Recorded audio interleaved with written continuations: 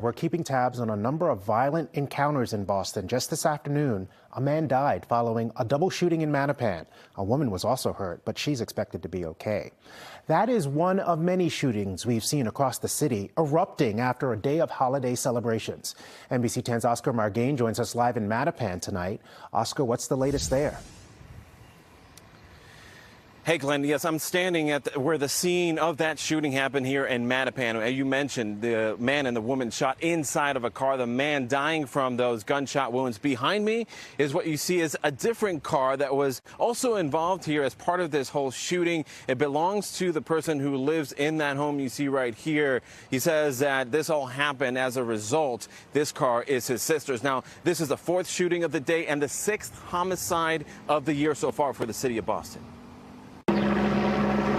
It's been an active 24 hours. No rest for Boston police after the 4th of July. Gun violence breaking across the city. How safe are we in this community?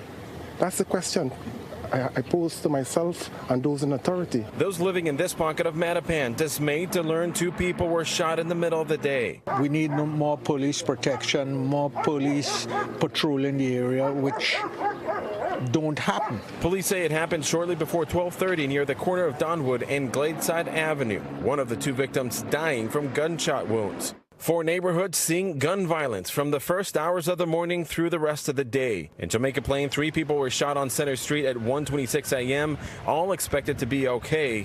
Minutes later in Roxbury, 1 person was shot and killed next to Nisha Torres' home. I just had like a weird feeling, and I was like, oh, let's go upstairs, this and that. Literally, as soon as I closed this door, all I hear was shooting.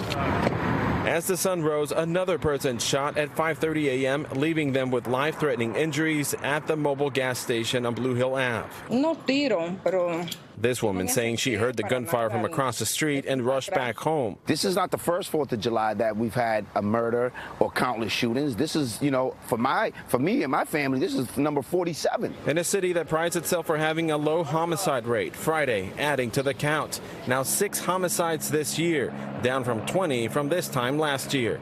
But that's not enough, says community activist Domingos Da Rosa. We need to have folks, you know, actually come out of their office and interact with the community, not during daylight hours, all hours of the day. Mayor Michelle Wu acknowledging the violence and the need for more security. There's never an excuse for violence, and certainly of the kind when someone's life is shattered or lost, but we have more follow-up meetings already in progress with the communities that have been affected.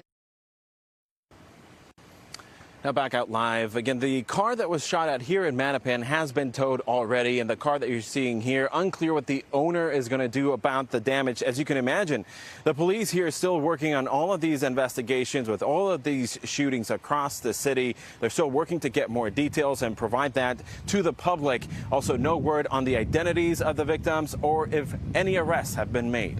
Reporting live in Mattapan, Oscar Margain, NBC 10 Boston.